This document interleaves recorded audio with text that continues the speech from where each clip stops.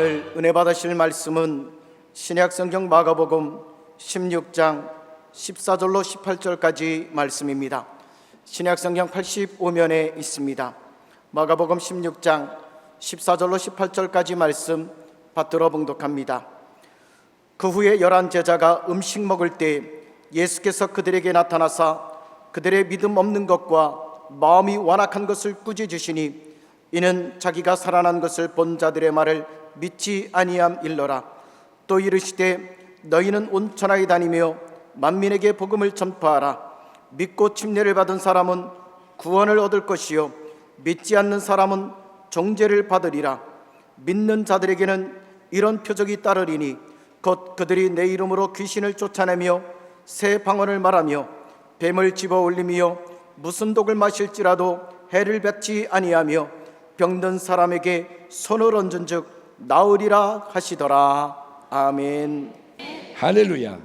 저는 오늘 침례를 베푸는 오늘 믿고 침례를 받는 사람은 구원을 얻을 것이요, 이런 제목으로 하나님의 메시지를 여러분과 나누기 원합니다. 사랑하는 귀한 성도 여러분, 우리 예수님의 생애와 사역을 소개하는 복음서에는 우리 주님이 남기시는 마지막 가장 중요한 명령이 기록되어 있는데, 그거는 뭐냐? 온 세상에 복음을 증거하라.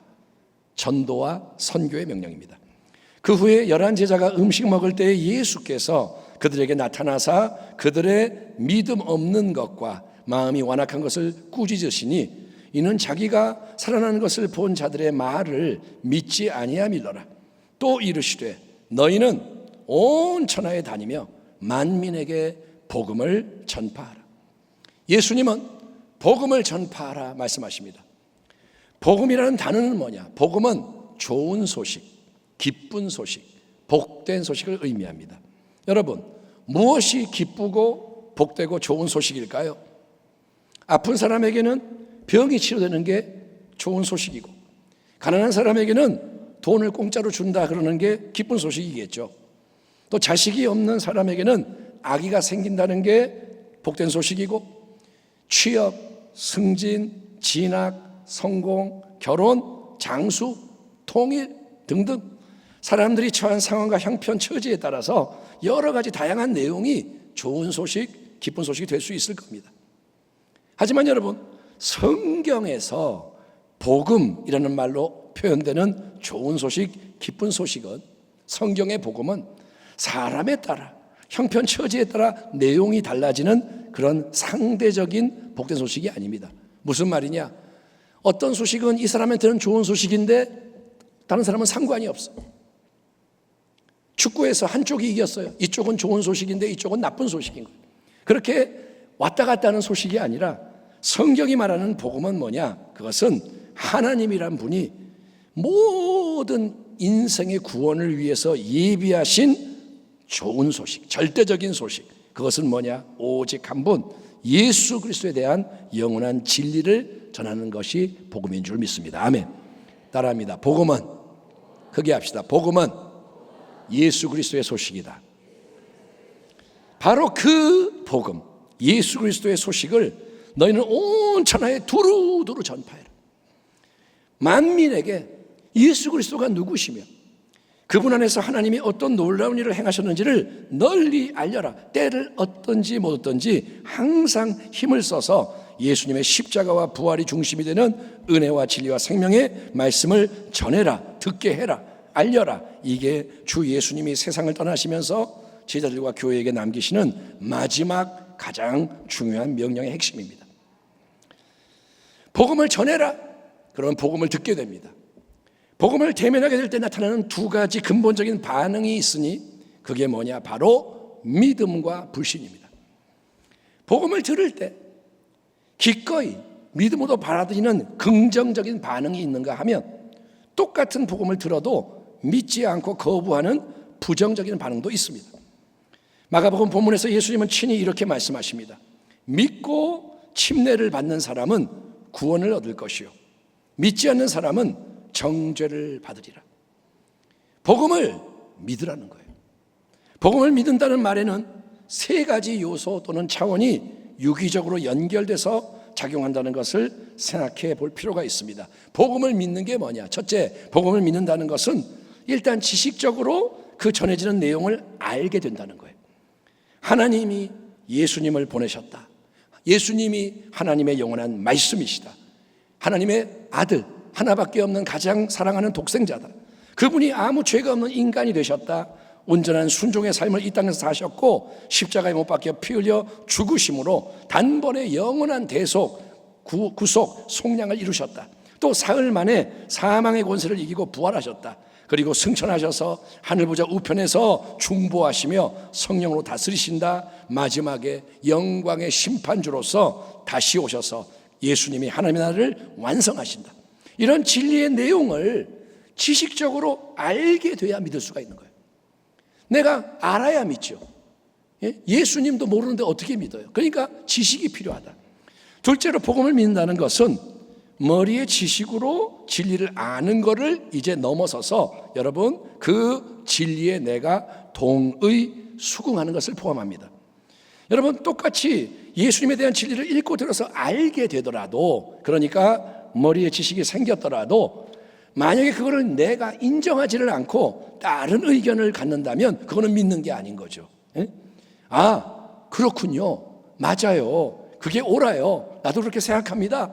기꺼이 동의합니다. 뜻을 같이 합니다. 그렇게 수긍하며 받아들여야 하는데, 여러분 우리의 입술로 동의를 하는 가장 짧은 고백이 뭐냐? 그게 바로 아멘인 거예요. 아멘. 아멘 합시다. 아멘. 아멘은 히브리어로 네, 그렇습니다. 맞습니다. 그렇게 되기를 원합니다. 이런 뜻인 거예요. 따라합니다. 아멘. 여러분은 하나님의 말씀 앞에서는 아멘을 해야 되는 거예요. 아멘. 지금 우리가 그걸 훈련하는데 여러분 설교자 좋으라고 아멘하는 게 아니라 하나님의 말씀에 동의를 해야 되는 거예요. 말씀을 그냥 듣고 내가 뭐 참 좋았게요가 아닙니다. 말씀은 하나님의 말씀인 거예요. 그러므로 하나님의 백성은 하나님의 말씀에 동의하고 아멘, 아멘. 말씀에는 무조건 아멘인 거예요. 아멘. 그렇게 할 때 영적인 것이 새로워지는 거예요. 세 번째, 하지만 어떻습니까? 아무리 말로 아멘, 아멘, 그렇습니다, 맞습니다, 지당합니다, 동의를 하더라도 만약에 그게 입술로만 그러는 걸로 끝이고 삶으로 그 진리를 따라가지 않는다면 결국에는 아무 소용이 없는 것입니다. 행함이 없는 믿음은 죽은 믿음이다. 자, 만약에 제가 여러분 이 약을 드세요. 이게 지금 당신이 아픈 부위를 낫게 해주는 효력이 있는 최고의 약입니다. 여러분이 그런 소식을 들어서 머리로 알게 되면 지식이 생긴 거예요. 그런 약이 있어요? 지식이 생겼어요. 그래서 그렇군요. 맞아요. 그 약이 최고의 약이니까 아주 귀한 거겠네요. 입술로 동의까지 했다고 합시다. 그 약이 최고의 약이에요? 나는 그렇게 나도 동의해요.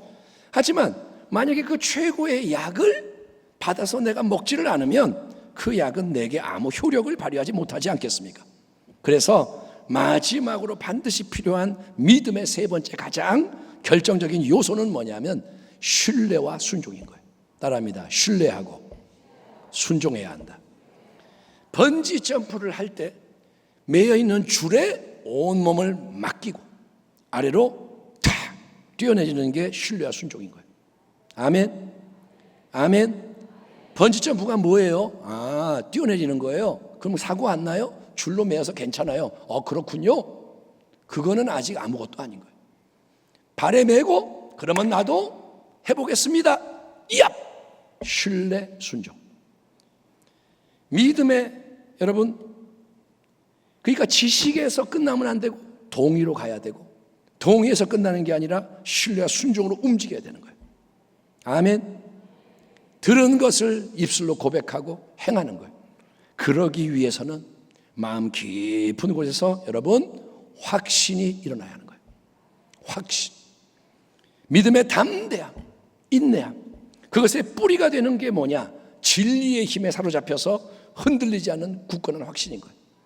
여러분, 그런 확신을 우리에게 열어주시는 분은 진리의 영이신 성령이심을 믿으시기 바랍니다.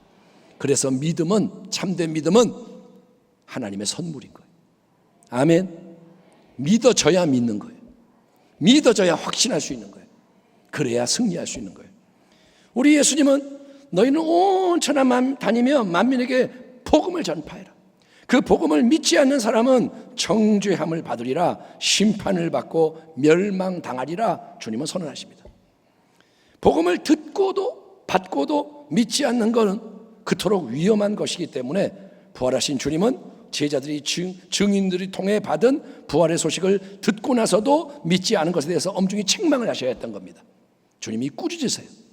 니네가 왜 믿음이 없느냐, 왜 마음이 완악하냐. 주님이 제자들을 책망하십니다.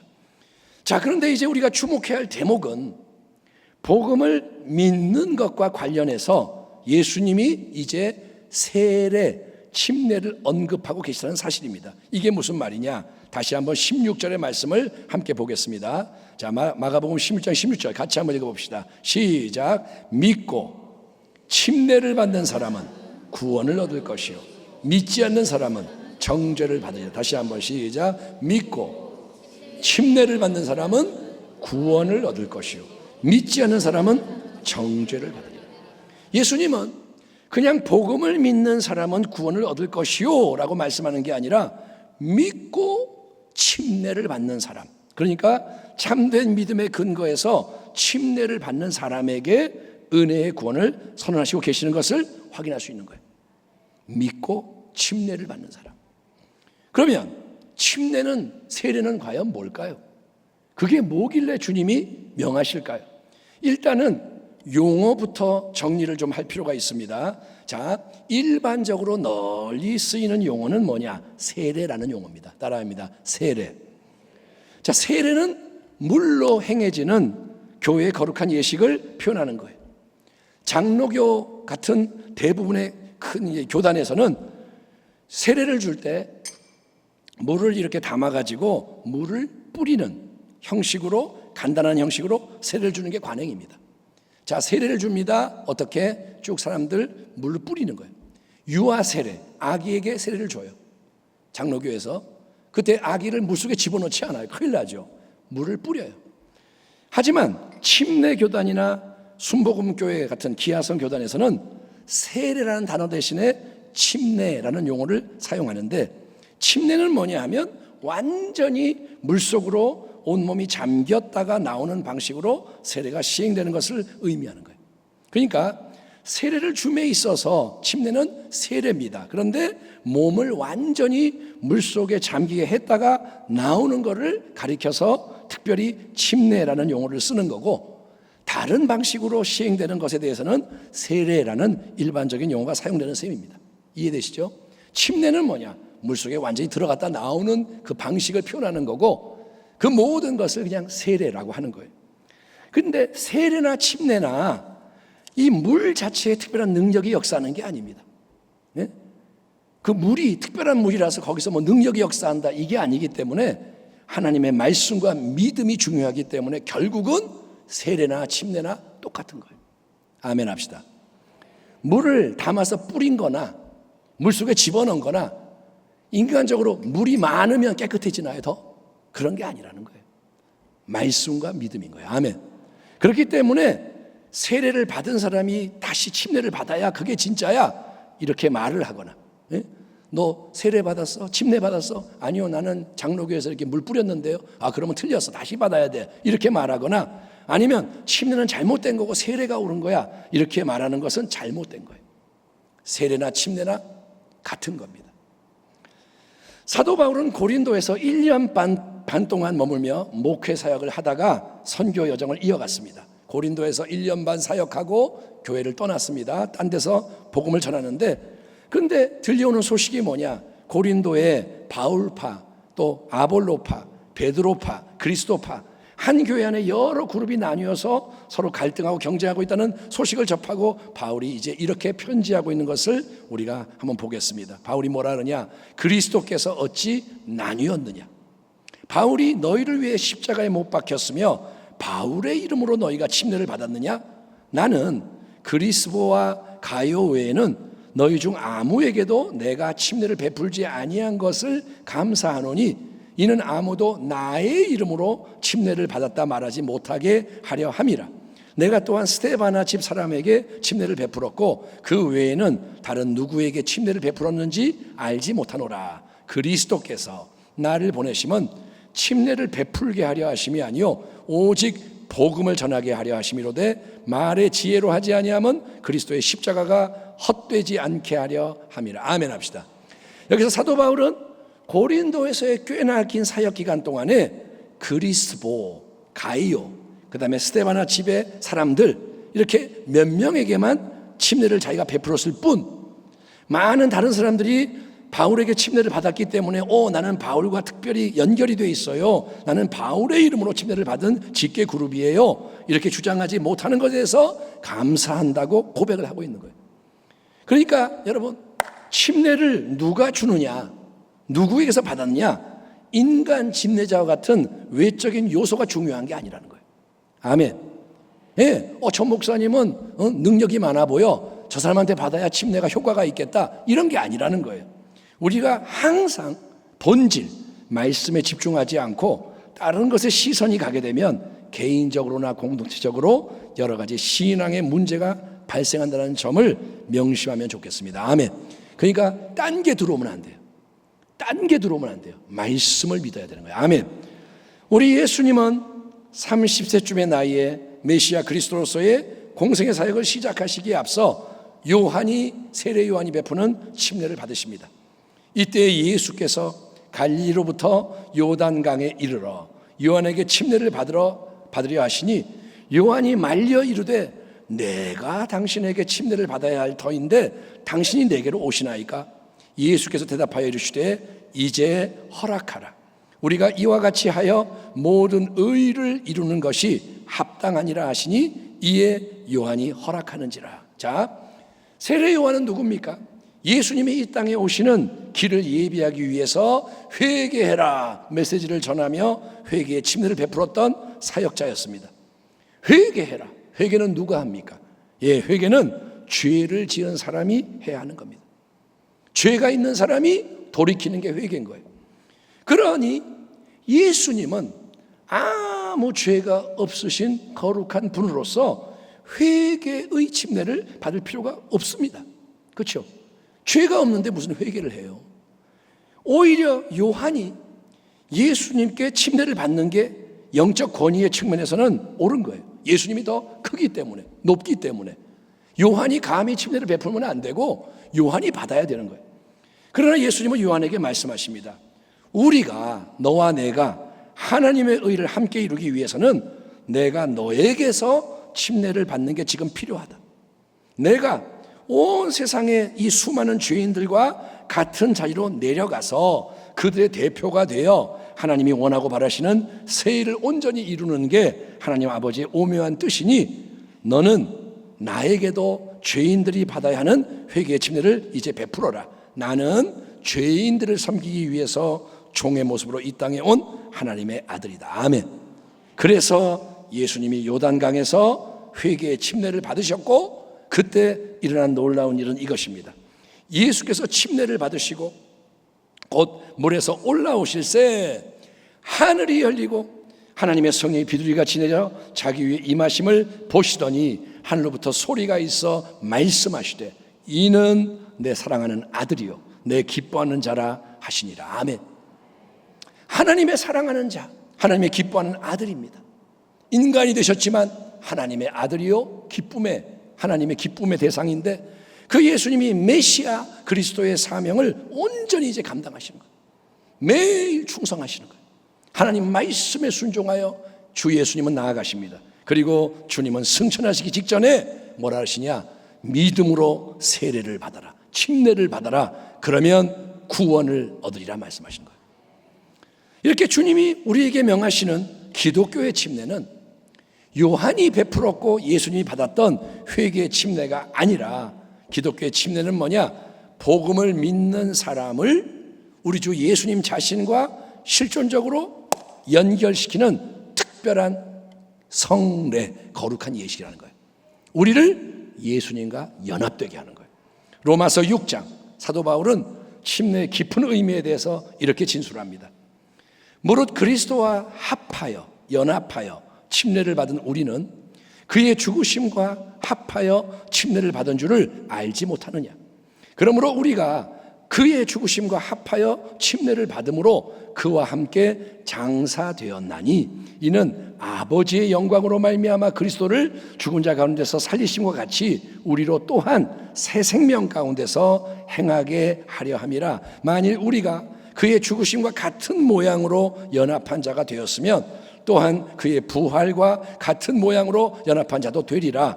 우리가 알거니와 우리의 옛사람이 예수와 함께 십자가에 못 박힌 것은 죄의 몸이 죽어 다시는 우리가 죄에게 종노릇 하지 아니하려 함이니 이는 죽은 자가 죄에서 벗어나 의롭다 하심을 얻었습니다. 만일 우리가 그리스도와 함께 죽었으면 또한 그와 함께 살 줄을 믿노니 이는 그리스도께서 죽은 자 가운데서 살아나셨음에 다시 죽지 아니하시고 사망이 다시 그를 주장하지 못할 줄을 알미로다. 아멘. 이 말씀에서 분명히 증거되고 있는 것처럼 기독교의 세례는, 침례는 성도 한 사람 한 사람이 믿음을 통해 내가 예수 그리스도와 하나로 연합이 되는 것을 공개적인 예식을 통해서 온 세상 앞에 증거하는 예식인 거예요. 아멘. 내가 예수님과 연합되었습니다. 이거를 세상 앞에 보여주는 거예요. 여러분, 수영장에 가면 우리는 수도 없이 물속에 들어갔다 나왔다 반복합니다. 수영장 가면 들어갔다가 다이빙도 했다가 뭐 난리가 나죠. 목욕탕에 가도 몸을 물에 담그고 막 합니다. 하지만 그냥 물에 들어갔다가 나오는 것은 세례 침례가 아닙니다. 물에 들어갔다고 침례가 아닌 거예요. 목사님의 침례하는 가운데 내가 성부와 성자와 성령의 이름으로 세례 침례를 주노라. 이 선언 아래 믿음을 가지고 딱 반응하는 성도에게 그리스도 예수와 연합이 되는 놀라운 하나님의 은혜 역사가 확증되는 게 바로 참된 세례와 침례인 거예요. 아멘. 예수님이 2000년 전에 갈보리 십자가 위에서 못 박혀 피 흘려 죽으시고 예수님이 무덤에 장사되셨잖아요. 그거는 역사적으로 먼 곳 예루살렘, 유대 땅 예루살렘에서 일어난 과거의 사건이에요. 2000년 전이에요. 10년 전도 아니고 100년 전도 아니고 2000년 전. 하지만 시간, 공간, 물질의 제한을 초월하는 영원한 영적 세계에서는, 보이지 않는 세계에서는 예수님이 우리의 모든 죄를 속량하기 위해 당하셨던 그 십자가의 특별한 죽음이 절대로 지나가 버린 과거의 사건이 아니고, 여러분, 예수님의 십자가는 영원토록 실제적으로 계속 역사하는 현재의 사건인 거예요. 십자가는 과거가 아니에요. 영적 세계에서는 십자가가 살아있어요. 아멘 합시다. 찬송가에 샘 솟듯하는 피권세 한없이 있도다. 십자가는 과거가 아닙니다. 영적 세계에서는 현재입니다. 아멘. 예, 하나님의 영이신 보혜사 성령은 시간, 공간, 물질의 한계를 초월해서 그 동시성, 실존적인 연합을 이루시는 분인 거예요.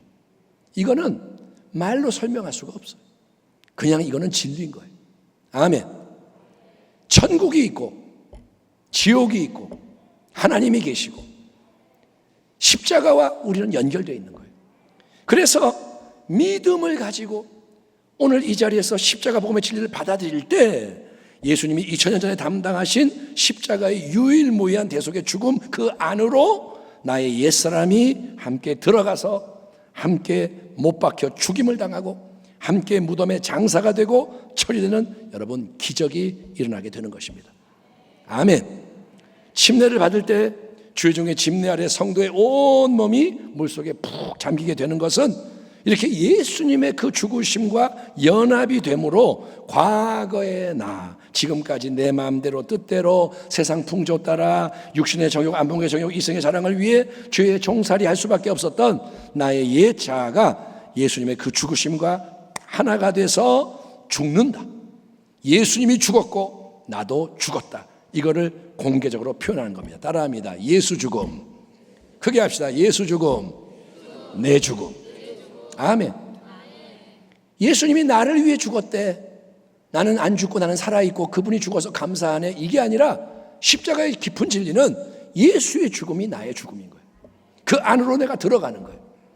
그렇다면 이제 침례에서 물속에 집어넣어졌던 내가 다시 물 밖으로 나오는 것은 뭘 의미할까요? 예, 그거는 역시 예수님과 연합이 되어 있음을 믿는 나에게 오직 하나님의 놀라운 은혜로 예수님에게 일어난 새 일이 적용이 되는 건데, 다시 한번 로마서 6장의 놀라운 말씀을 들어보시기 바랍니다.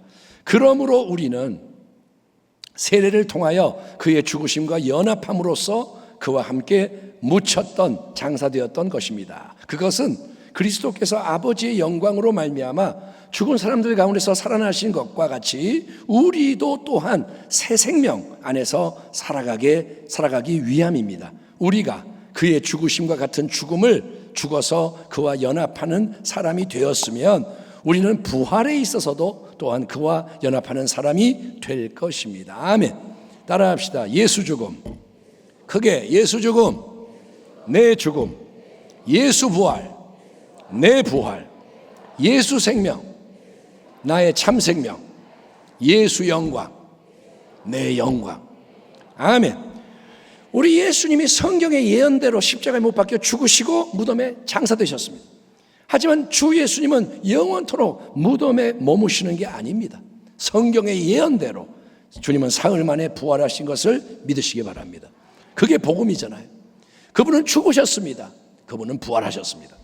그렇습니다. 예수님은 이 땅에서 가장 강력하다고 여겨지는 사망, 죽음의 권세 자체를 깨뜨리시고 영원히 죽지 않는 충만한 생명의 능력으로 부활하셨기 때문에 어제나 오늘나 영원토록 동일하신 주님이 되시는 거예요. 그분은 지금도 살아계시고 100년 후에도 살아계시고 그분은 영원히 살아계시는 거예요. 바로 그 주님의 부활하신 참된 영원한 생명과 굳건하게 연합이 됨으로써 우리 성도는 이미 지금 여기에서도 죄와 저주와 질병과 사망과 지옥을 이기는 천국 백성의 새 생명의 삶을 맛볼 수가 있고 증거를 해야 한다는 거예요. 새 생명이 내 안에 있다, 역사한다, 이거를 경험을 하고 증거를 하는 거예요. 아멘. 예, 로마서 6장 사도 바울은 그리스도와 함께 죽고 그리스도와 함께 산다는 진리가 의미하는 바를 이렇게 적용을 하라고 도전합니다. 그리스도께서 죽으신 죽음은 죄에 대하여 단번에 죽으신 것이요, 그분이 사시는 삶은 하나님을 위하여 사시는 것입니다. 이와 같이 여러분도 죄에 대해서는 죽은 사람이요, 하나님을 위해서는 그리스도 예수 안에서 살고 있는 사람이라는 것을 알아야 합니다. 그러므로 여러분은 죄가 여러분의 죽을 몸을 지배하지 못하게 해서 여러분의 몸의 정욕에 굴복하는 일이 없도록 하십시오. 그러므로 여러분은 여러분의 지체를 죄에 내맡겨서 불의의 연장이 되게 하지 마십시오. 오히려 여러분은 죽은 사람들 가운데서 살아난 사람답게 여러분을 하나님께 바치고, 아멘, 하나님께 바치고, 여러분의 지체를 의의 연장으로 하나님께 바치십시오. 여러분은 율법 아래에 있지 않고 은혜 아래에 있으므로 죄가 여러분을 다스릴 수 없을 것입니다. 따라합니다. 죄가 나를 지배할 수 없다. 내가 그리스도와 함께 십자가에 못 박혔나니 그런즉 이제는 내가 사는 것이 아니요 오직 내 안에 그리스도께서 사시는 것이라. 이제 내가 육체 가운데 사는 것은 나를 사랑하사 나를 위하여 자기 자신을 버리신 하나님의 아들을 믿는 믿음 안에서 사는 것이라. 아멘. 여러분은 예수를 믿는 게 뭐냐? 날마다 순간마다 예수님과 연합되어 있는 거예요. 따라합니다. 예수 죽음, 내 죽음, 예수 부활, 내 부활, 그게 예수 새 생명, 나의 참 생명. 이제 내 안에는 오직 그리스도가 사십니다. 예수님이 나를 다스리시고 성령으로 인도하십니다. 나는 오직 믿음으로 삽니다. 예수님과 항상 동행하며 더욱더 말씀을 이루어가는 자가 되겠습니다. 아멘. 이렇게 예수님이 새 생명의 능력, 부활의 능력, 성령의 역사하심으로 내 안에 사시고 일하시는 게 세상 앞에 진짜로 나타나는 게 영원한 열매를 맺는 거예요. 아멘. 열매를 맺는 거는 내가 똑똑하니까 이 똑똑한 머리로 뭘 하고 내가 돈이 많으니까 돈 써서 뭐 만들고 이게 열매가 아니에요. 열매는 예수님의 생명인 거예요. 그게 뭐냐? 빛을 발하는 거예요. 그게 뭐냐? 향기를 내는 거예요. 그게 뭐냐? 예수 그리스도로 옷 입는 것이다. 성경이 증언하는데 그런 변화가 근본적으로 일어났다. 이거를 확증해 주는 귀한 자리가 바로 예수님의 말씀대로 믿는 자에게 침례라는 성례를 베푸는 자리인 거예요. 아멘. 한 사람 한 사람이 개인적으로 침례를 받는 게 뭐냐? 예수님과 내가 연합이 됩니다. 이거를 확증하는 거예요. 침례를 여러분 구원의 필수 조건이라고 주장할 수는 없습니다. 그러니까 침례를 안 받았으면 그 사람은 구원을 못 받는다 말할 수는 없다는 거예요. 예수님이 십자가에 못 박혀 죽으실 때 예수여 당신의 나라에 임하실 때 나를 기억하소서 요청했던 강도를 생각해 보세요. 그는 평생 강도짓하고 나쁜 짓 하다가 처형을 당하는 거예요. 지금 죽는 거예요. 그 속에서 믿음으로 예수님께 은혜를 구할 뿐이지 침례를 못 받았습니다. 거기서 어떻게 침례를 줘요? 죽는 거예요. 은혜를 베푸소서. 하지만 예수님은 그에게 내가 진실로 내게 이르노니 오늘 네가 나와 함께 낙원에 있으리라. 즉시 구원의 은혜를 선언하셨습니다. 아멘. 그러니까 할례를 받아야만 구약의 언약 백성이 되고 구원을 받을 수 있다 이런 논리처럼 세례 침례를 받아야만 기독교인이 되고 구원을 받을 수 있다. 여러분 외적으로 세례와 침례가 구원을 보장해 준다는 생각하는 것은 잘못된 거예요. 세례를 받으면 무조건 구원을 받는다 이렇게 말하면 잘못된 거예요. 우리는 오직 여러분 믿음으로 은혜의 구원을 받는다. 아멘. 따라합니다. 오직 믿음, 오직 은혜. 이게 복음의 근본 진리인 거예요. 믿음이 있어야 되는 거예요. 하지만 동시에 우리는 예수님이 교회와 성도들에게 계속해서 너희가 복음을 전하며 침례를 베풀어라 명하셨다는 사실을 간과하면 안 됩니다. 그러니까 세례는 침례는 선택사항이 아니에요. 희망사항이 아닙니다. 받으면 좋겠지만 안 받아도 그만이야. 그래 안 받아도 괜찮아. 각자가 하고 싶은 대로 해도 되는 사안이 아니라는 거예요. 왜냐하면 성찬을 통해 주시는 특별한 은혜가 있듯이 세례 침례를 받을 때 예비되어 있는 유익이 있고 그게 반드시 필요하기 때문에 주님이 명하시는 거 아니겠습니까? 주님이 세례를 받아라 침례를 받아라 하면 그게 필요한 거예요. 주님은 지혜로운 분이고 주님은 거룩하신 분인 거예요. 아멘. 그러니 아직 성도 여러분 중에 세례 침례를 안 받고 신앙생활을 하신 분이 계시다면 뭐 오늘 손 들어보세요 그런 건 안 하지만 여러분이 교회는 다니는데 세례 침례를 안 받았다면 교회에서 그런 기회를 드릴 때 오늘과 같이 침례를 행하는 그런 예식이 있을 때 꼭 여러분 침례를 받으시기를 권고드립니다. 아멘. 왜냐? 그게 필요한 거예요. 종교개혁자 마틴 루터를 아시죠? 루터가 로마 가톨릭이 부패했는데 혼자 복음의 진리를 발견하고 싸우는 거예요. 물론 혼자는 아닙니다. 종교개혁자들이 있죠. 근데 사탄이 강력하게 공격을 하는 거예요. 루터를. 때로는 자기가 루터가 구원을 받았는 게 확실한가 막 의심이 밀려올 때가 있었다고 전해집니다. 왜냐? 루터는 혼자고 온 세상은 루터야 네가 이단이야 너 미혹된 거야 막 그럴 때 루터가 진짜 내가 잘못된 거 아닌가? 나 구원 못 받는 거 아닌가? 내가 가톨릭에서 떨어지면 버림받는 거 아닌가? 두려움이 오는 거예요. 그때 루터가 뭐라고 외치며 의심을 쫓아내는지 아십니까? 루터는 나는 세례를 받았노라. 아멘. 마귀가 참소하고 의심이 밀려오는데 루터가 뭐라냐? 나는 세례를 받았도다. 예? 그게 뭐냐? 나는 세례를 받음으로 예수님과 연합이 되어 있다. 아멘. 나는 확실하게 안다. 예수님과 나는 연합되어 있다. 진리를 굳게 붙잡고 그렇게 진리를 주장할 때 의심이 떠나가는 거예요. 그러니까 우리가 침례를 받는 것은 믿음을 행동으로 표현하는 것인 동시에 그 속에서 우리의 믿음이 여러분 강화되고 확증이 남는 거예요.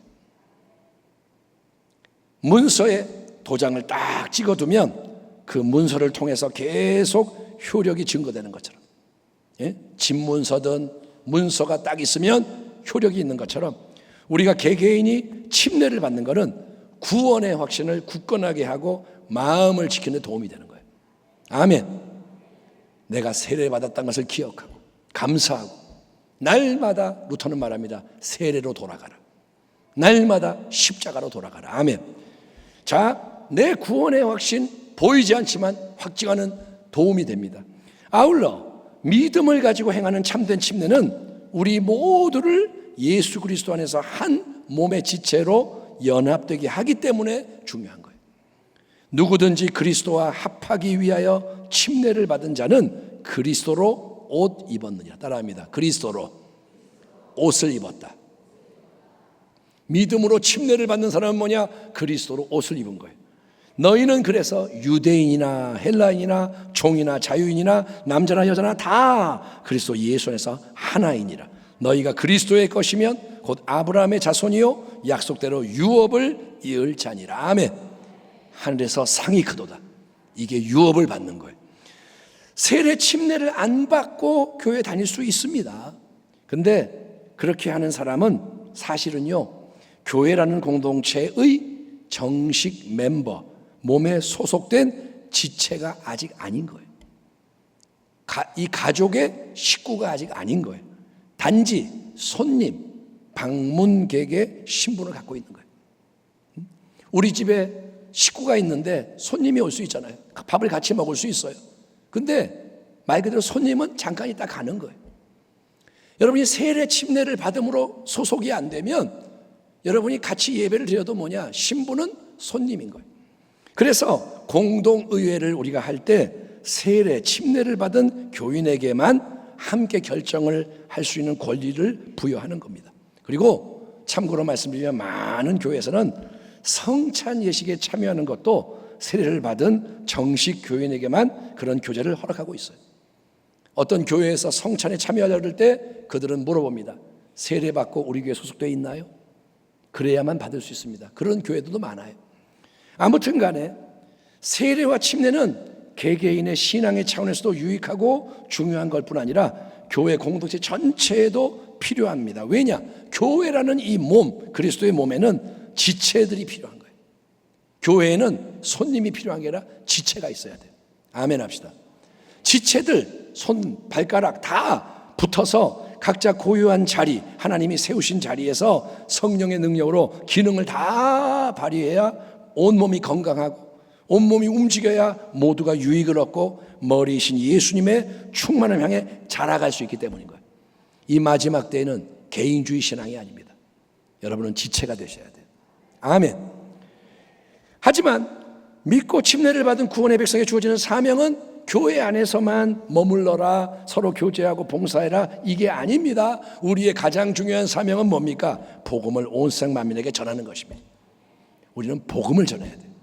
그래서 계속 새로운 믿는 자들, 모든 민족 가운데 새로운 믿는 자를 하나님 나라로 데리고 들어와서 온 세상을 새롭게 만드는 겁니다. 이걸 위해 주님이 주시는 놀라운 약속의 말씀이 마가복음 16장의 유명한 말씀인 거예요. 믿는 자들에게는 이런 표적이 따르리니 곧 그들이 내 이름으로 귀신을 쫓아내며 새 방언을 말하며 뱀을 집어올리며 무슨 독을 마실지라도 해를 받지 아니하며 병든 사람에게 손을 얹은 즉 나으리라 하시더라. 아멘 합시다. 주님의 말씀인 거예요. 그러면 진리인 거예요. 믿는 자들에게는 이런 표적 나타난다. 왜 주님은 이런 놀라운 권세와 능력을 표적을 주실까요? 왜 그렇게 하시겠다는 걸까요? 신비한 체험을 즐기라고? 자기 자신을 높이라고 자랑하라고? 아닙니다. 마가복음 16장 20절 제자들이 나가 두루 전파할세. 뭘 전할까요? 복음을. 주께서 함께 역사하사 그 따르는 표적으로 말씀을 확실히 증언하시니라. 믿는 자들에게 따라오는 표적은 주님이 눈에 안 보이지만 함께 하시는 것을 증거해 주는 거예요. 아멘. 귀신이 떠나가는 게 뭐냐? 주님이 계시는 거예요. 뱀을 집어올리는 게 뭐냐? 주님이 보호하시는 거예요. 병이 낫는 게 뭐냐? 주님이 역사하시는 거예요. 그런데 주님은 언제 함께 하시고 언제 역사하실까요? 주님은 적대적인 이 어둠의 세상 속에서 복음을 증거하며 전진하는 신실한 일꾼들과 함께 하시는 거예요. 주님은 복음의 일꾼들과 함께 하시는 거예요. 따르는 능력의 표적을 통해서 증거되고 있는 진리의 말씀, 예수님에 대한 모든 말씀이 진리다, 이거를 확증해 주시는 거예요. 아멘. 주님의 말씀은 세상의 소리가 아닙니다. 영원한 진리입니다. 말씀이 이루어지는 거예요. 주님이 보여주시는 거예요. 내가 뻥치는 게 아니야. 이거는 진짜야. 믿으면 구원을 받는다. 아멘. 주님이 보여주시는 거예요. 사도행전에 나오는 초대교회는, 성도들은 예수님과 연합이 됐습니다. 성령의 사람들이었습니다. 그들은 예수밖에 모르는 사람들이에요. 부흥을 일으킵니다. 전진합니다. 모든 고난 역경 굴하지 않습니다. 그들은 승리했습니다. 여러분, 그와 같은 연합, 충성, 부흥, 전진, 승리의 새 역사가 더 강력하게 일어나야 할 때가 바로 마지막 때의 끝자락에 이른 지금 이때라는 거예요. 지금이 중요해. 오늘 하나님은 우리가 침례식을 거행하도록 특별한 은혜를 베푸십니다. 오후 3시부터 이제 시작되는데, 집례를 하는 자나 받는 우리 성도님들, 우리 청소년들, 또 우리 전 성도가, 그거는 뭐 몇 사람이 받나 보지, 남의 얘기가 아니고 교회, 몸의 하나됨의 역사입니다. 우리 모두가 복음의 본질적인 진리 안에서 믿음, 소망, 사랑으로 중보하고 축복하며 하나가 되기를 축복합니다. 오늘은 좋은 날입니다. 교회의 잔치입니다. 하나님의 나라가 확장되는 날입니다. 아멘. 그래서 오늘 이 침례식을 통해 새로운 역사의 불씨가 지펴지기를, 미적지근한 라우디게아 교회가 아니라 뜨거운 교회가 되고 새로운 영적 파장이 일어나고, 그래서 주님이 다시 오시는 길을 예비하는 주의 백성이 오직 은혜의 능력으로 다 함께 끝까지 온전히 승리하기를 주의 이름으로 축원합니다. 아멘, 아멘. 기도하겠습니다. 하나님, 믿고 침례를 받는 사람은 구원을 얻을 것이요, 하나님 말씀을 높입니다. 복음을 높입니다. 우리가 듣기만 하는 게 아니라 성령의 능력으로 확신하며 진리를 따라갈 수 있도록, 진리가 자유케 하고 열매 맺게 하고, 하나님 하늘에서 상급이 큰 복된 자로 우리가 인정되게 하여 주시옵소서. 어두운 밤 지나고 동이 트는 이때 우리가 주님의 이름으로 일어나 나아가게 하여 주옵소서. 예수님의 이름으로 기도하옵나이다. 아멘.